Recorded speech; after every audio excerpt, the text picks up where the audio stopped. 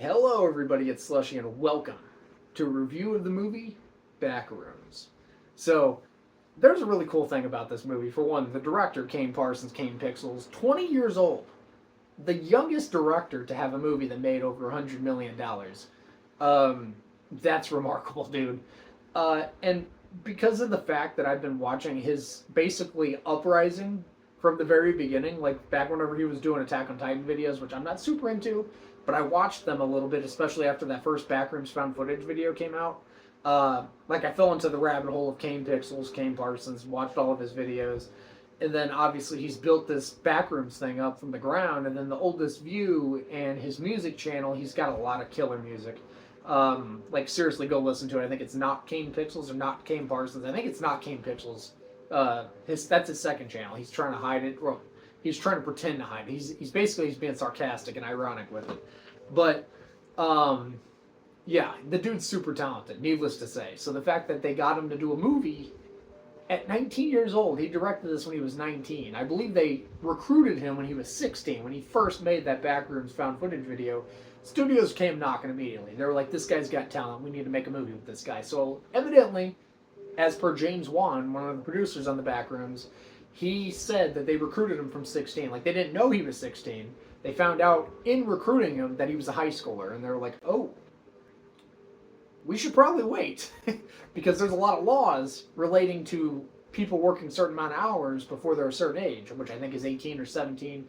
So that's probably why they waited. I don't know. But it's a good thing they waited because it allowed him to build up the lore, build up the excitement. You know, by now, like the Backrooms hype is still going on. People love the Backrooms. I think people will always love liminal spaces. You know, there's something beautiful and creepy about like liminal spaces and Backrooms. Like the whole thing about the Backrooms and liminal spaces is it's this expansive place that should be filled with things. You know, like an office space should not be totally empty.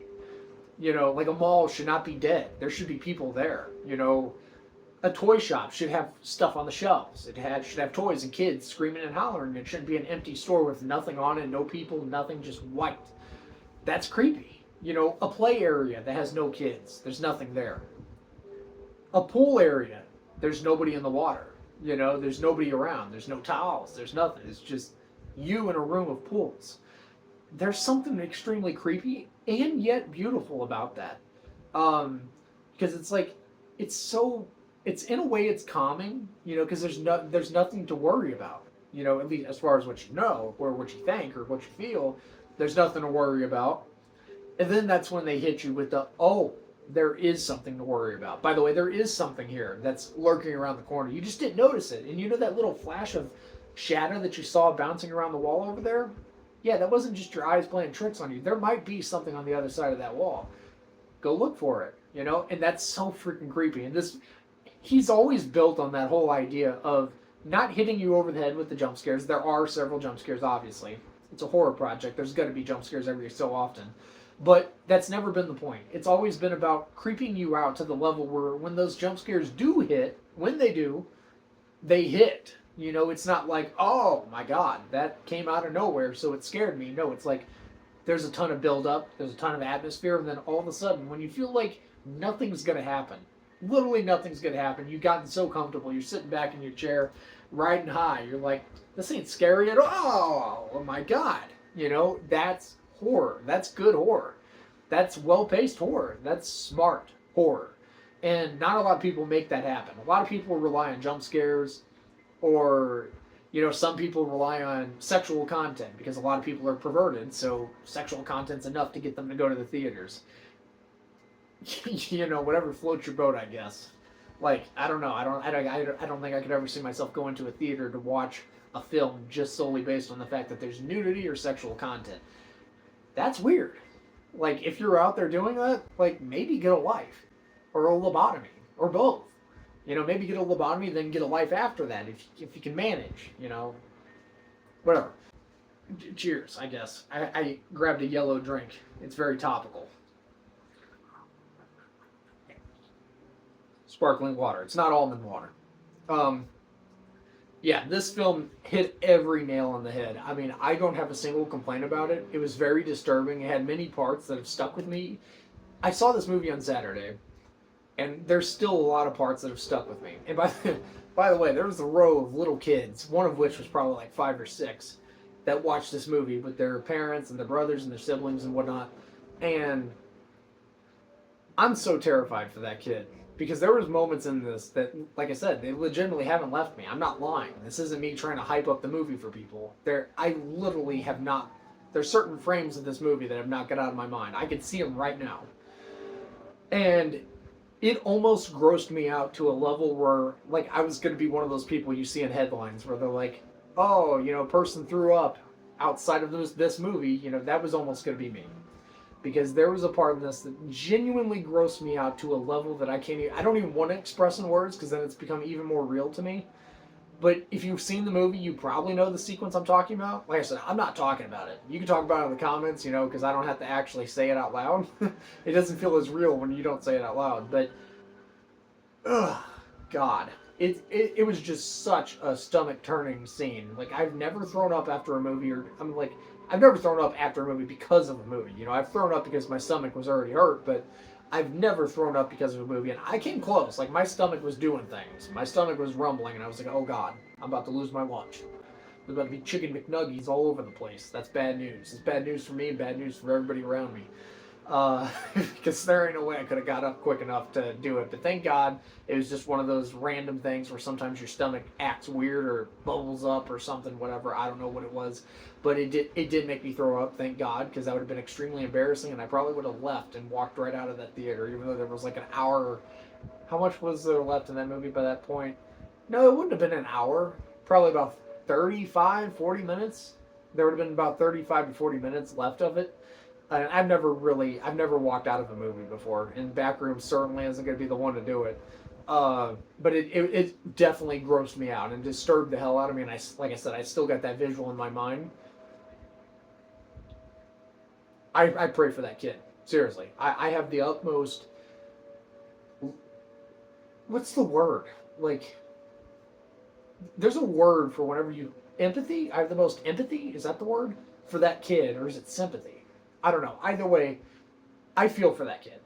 Because if it affected me like this, I can only imagine how that kid felt going home after watching that.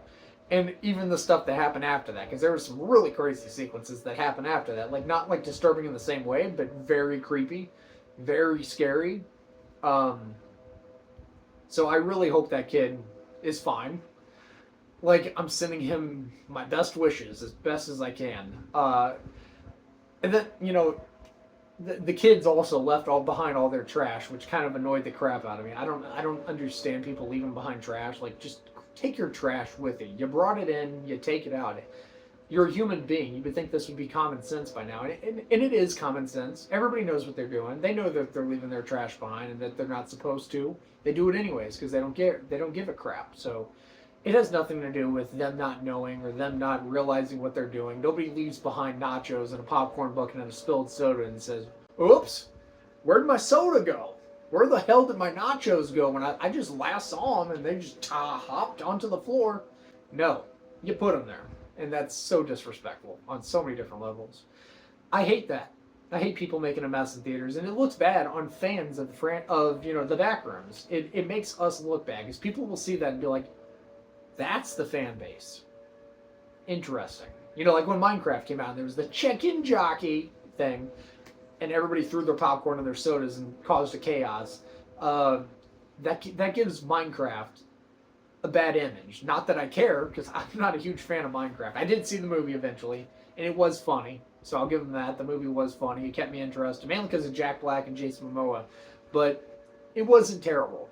It had its moments where it was kind of charming and funny. It didn't make me love the game, but it was funny, and I'll probably watch the second one, just because it's Jack Black, and I watch anything that dude does, because he's just freaking hilarious to me. So, back to the Backrooms.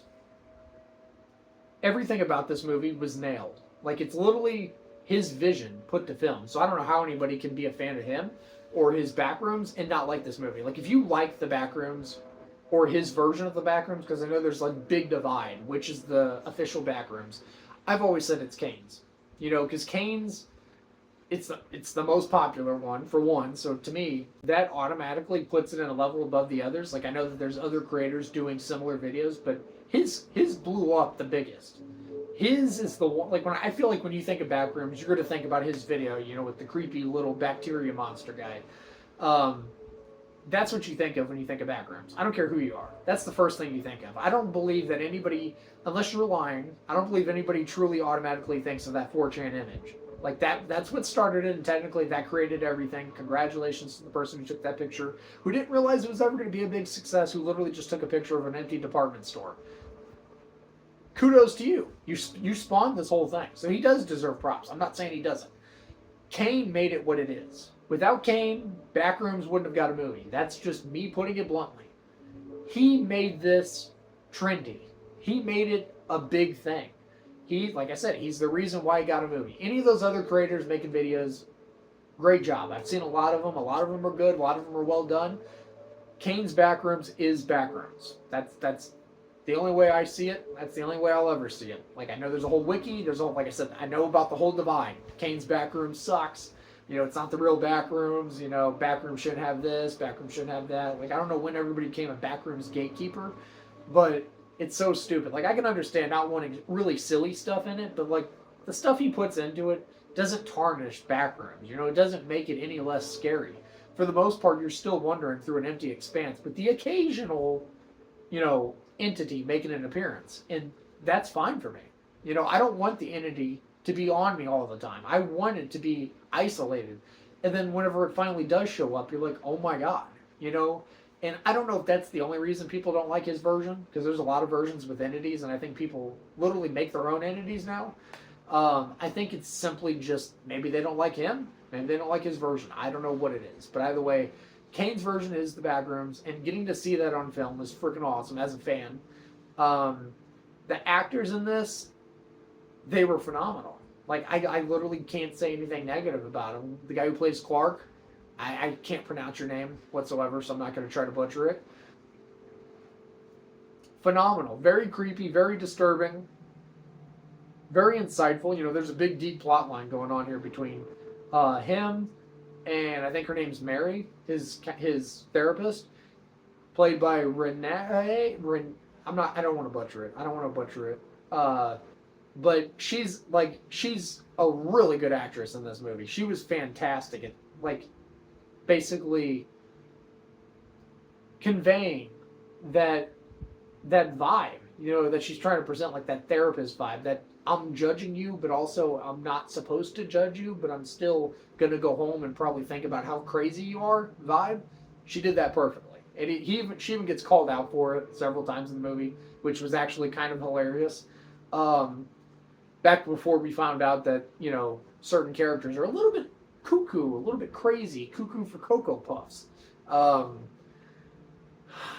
The way the movie ends, I thought was perfect. I've seen people talk about why it's such a bad ending, and I'm not going to go into it because I feel like that's too spoilery. I want people to go and watch it and be kind of surprised. But I will say that I thought the ending was perfect. It's nothing that's going to knock your socks off, and because that it's the Backrooms, I don't feel it needs to. I feel like the magic in the Backrooms is the subtlety. It's not giving you everything. It's like, here's a little bit of information. Work with it. That's all you're getting. To me, that's awesome. Because everything nowadays is explained. It's spoon-fed to you. Everything is just smacked in your face all the time with movies nowadays. So whenever a movie does come around and they don't give you everything and they make you look for it, like sometimes details are in the background, and the only way to understand certain things is to pay attention. Like this movie has a lot of buildup, a lot of stuff that's happening around, and if you're not paying attention, you won't notice some things. Like not stuff that's going to involve the plot, obviously, but if you're not keeping your eyes open, there's certain things where you'll be like, what was that? And I feel like if you don't like the Backrooms, you probably shouldn't go watch the movie. Like every time one of these adaptation type movies comes out, everybody and their mothers is like, oh, I never liked the Backrooms, so I went and saw it. By the way, it sucked. It was, what? My mind just can't even compute over that. When I don't like something, I don't like Taylor Swift, right? I can't stand her music. She's got a couple of songs that I think are okay, but for the most part, I can't stand her. I don't like somebody who jumps genres. I don't like somebody who goes from doing one thing because it's trendy to doing another thing because it's trendy. I just don't agree with that. And I realize a lot of people do that. She's not the only one. I'm not putting all the blame on Taylor Swift. So, to all the Swifties out there, I'm not just coming after her. I'm coming after anybody who switches genres because it's trendy. To me, that's just sad. You know, you're just riding the bandwagon. You know, I really respected the hell out of her when she was a country artist, and even when she first started with pop, I was all right with her. And then when I realized she was only making certain kind of songs because they were trendy, I was like, oh, I'm out. Sorry. So I don't really like her. Do I go listen to her music? No. Do I talk about her other than this video? No. I don't engage with her at all because I don't like her. So would I go watch the Eras movie in theaters? No, and I didn't. Would I buy it? No. Would I criticize it? Absolutely not. I don't like her. I'm not going to like her movie. I'm not going to like her album. So why would I go listen to it? Why would I go watch it? If I didn't like the Backrooms, why would I watch something about the Backrooms? It doesn't make sense. And this isn't the only thing. When Five Nights at Freddy's movies came out, everybody was like, oh, I never liked Five Nights at Freddy's, but I went and watched it. It sucked.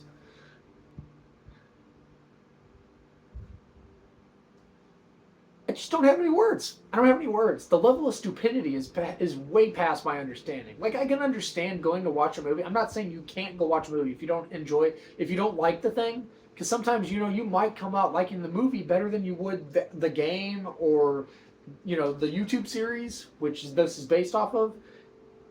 But coming out of it and then basically criticizing it for being what it is,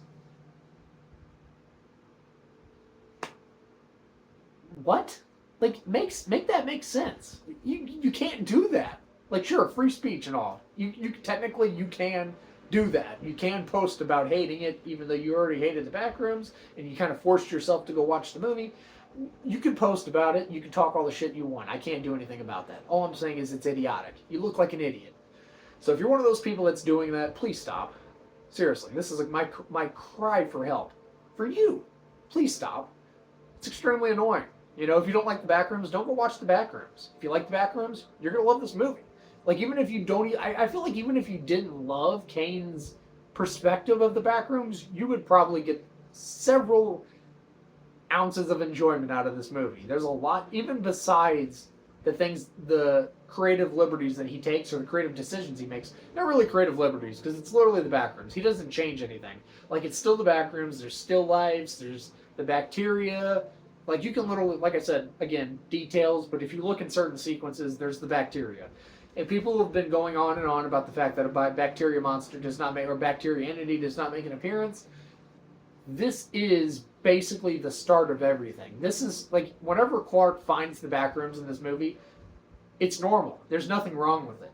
The longer you spend in the Backrooms, this is how Kane's built it up. I don't know if this is how everybody builds it up, but Kane's built it up so, like, the longer you stay in the Backrooms, the more it understands you. The more it builds things based off of your memories. And the way that the movie explains it is so brilliant because it kind of puts into perspective his vision for the Backrooms. Character literally says in the movie, it's like someone asking you to draw a dog that hasn't seen a dog before. Or, I might have that backwards, but basically it's like drawing a dog and you've never seen one before. Someone asks you to draw a dog and you've never seen one before, so you kind of do your best based off the descriptions they give you, and you're probably not going to draw it 100%. Things are going to be wrong, dimensions are going to be off. You know, maybe a thing's going to be in the wrong place, you know. So that is such a perfect explanation of the Backrooms, especially his Backrooms. Because again, I don't know if everybody's is like that. Maybe it is, maybe it isn't. I don't follow anyone else's. Like I said, I've seen videos, but I don't really get too far into them because a lot of them, to me, aren't to the same quality as Kane's. To me, he puts so much detail and time into them that's why I love his versions. But yeah, you know, it's like, same with my review on Exit 8. I've tried to figure out something negative to say about it, but I guess the only negative thing I could say is, like, in the trailer, they played 647. And even leading up to the movie releasing, they had a big thing with the group that made 647, the song, playing that song in the Backrooms set. like, and I know I heard like little background beats of it, like maybe it was kind of partially in there, like very subtly, like you didn't even hear the full song, but I kind of heard the tick tick tick sound several times throughout the movie. Maybe that was just another sound, but it kind of sounded familiar.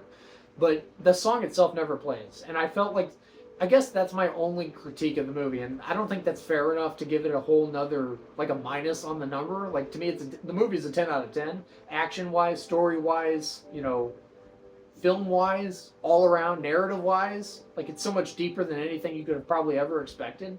Well, I mean, I expected it to be deep because I've been following his Backrooms for a long time now, so I knew what I was kind of getting myself into. But like, I feel like most people are probably going to go into this thinking it's just a movie about people walking through rooms and that's it, and you'd be so wrong. It's so much deeper than that. There's a lot going on here.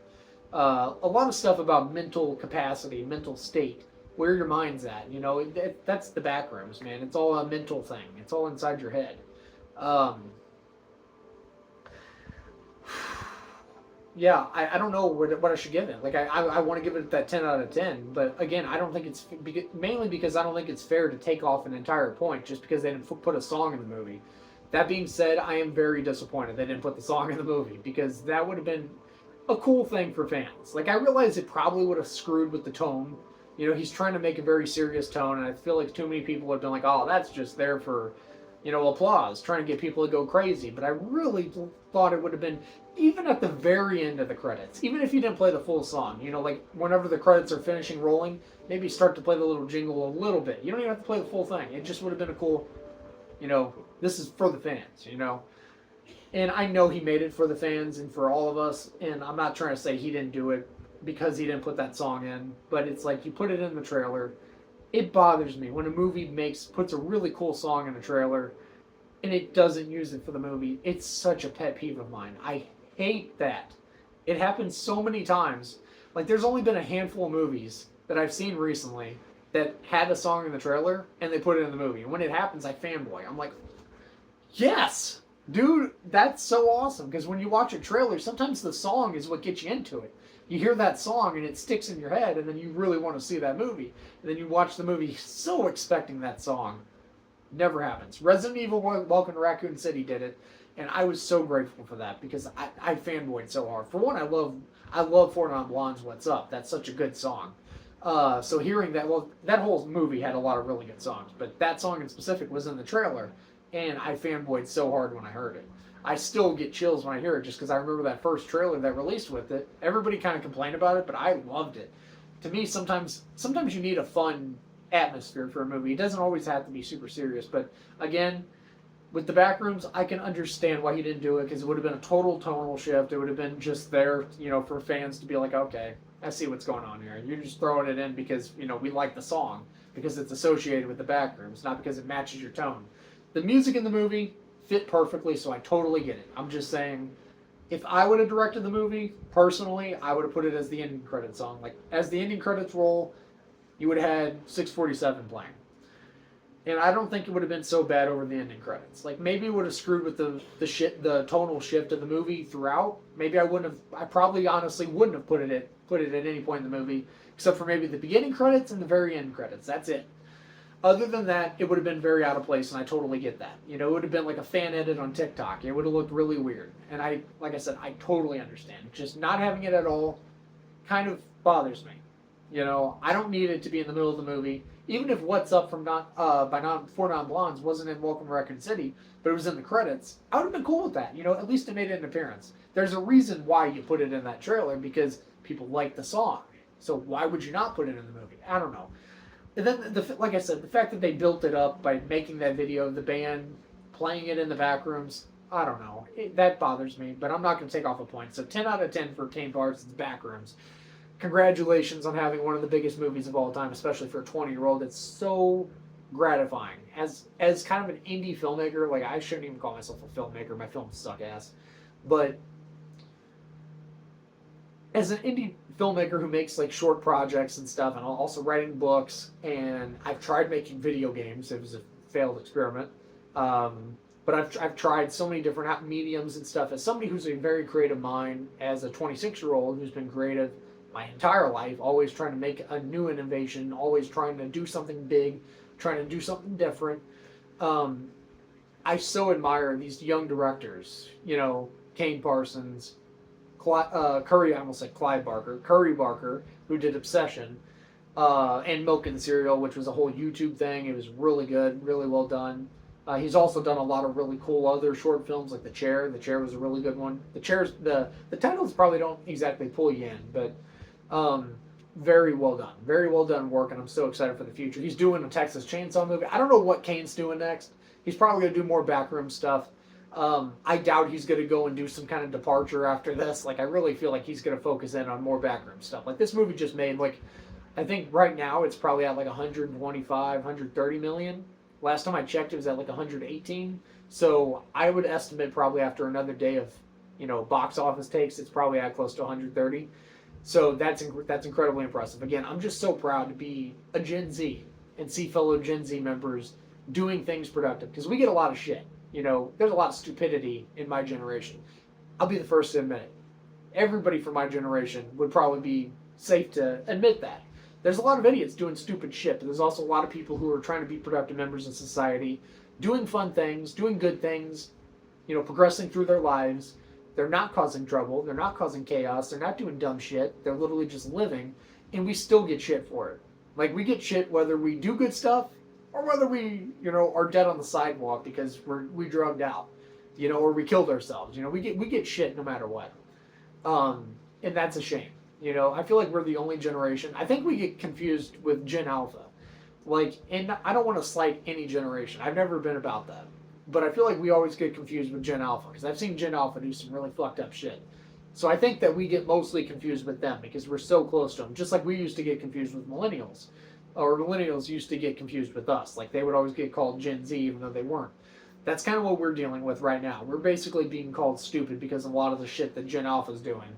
And I can't comment on that. Like I said, I've never been about hating on a generation. I believe that there's dumbasses from every generation. I don't care who you are, where you're from, what year you were born. There's dumbasses from every generation. There's also great people from every generation and productive people who are doing great things. Great directors, great writers, great people even. Not even just celebrities, but great people. So to hate on a specific generation because they're a specific generation, that's just bad, man. That gives me the ick. That's a thing that people say nowadays. The ick. I'm learning all these hip terms that people have been using for the last 7 years, and I've only now heard about them because I watch Netflix. That's literally how I get a lot of my vocabulary, is by watching Netflix. Thanks, Netflix. I appreciate it. You're keeping me with the times, I guess. I'm not doing the 6-7 thing. I know I'm doing it backwards on purpose. I just don't want to do it on film. I'm not doing the 6-7 thing. That's such a... For one, it's old, it's tired, it's stupid. And I never found it cool or funny. I just thought it was funny to mess with people. Like, I would say 6-7 just to screw with people, like my girlfriend, or ex-girlfriend, I should say. Just to mess with them, because I knew it bothered her at the time. I love screwing with people. It's just a lot of fun to mess with people. But yeah, anyways, ran over. Doesn't matter what generation you're from. Just be a good person, be a creative person, go out there and make something of yourself. Stop bitching about stuff. Life's not going to come to you with everything on a silver platter unless you're rich already. If that's the case, congratulations, good for you. But don't expect everything to be handed to you. You got to go out there and fight tooth and nail for everything. Like I said, unless you're rich. Which, even then, you kind of have your own moral dilemmas and stuff going on inside your head. People think because they're rich, they got nothing going on. But everybody's got something going on. Like, I feel like you need to stop being so insensitive and think because someone has money, everything's perfect. Money doesn't buy happiness. That's an old phrase, but it's true. Money can buy you things that might make you happy temporarily. It doesn't buy you happiness. All it buys you is material things. So, I'm just all about appreciating what you have and building yourself up instead of complaining about stuff and bringing yourself down. That's just, you don't get anything good out of that. So anyways, Backrooms, 10 out of 10, ran over, sorry about that. I get to talking and I get to yapping, and suddenly a movie review that was only supposed to be 13 minutes turned into 30. And I'm out of breath. I need a drink of this yellow sparkling water. It's not yellow for any other reason other than the fact that I'm going to shut up now. Thanks for watching. See you guys in the next one.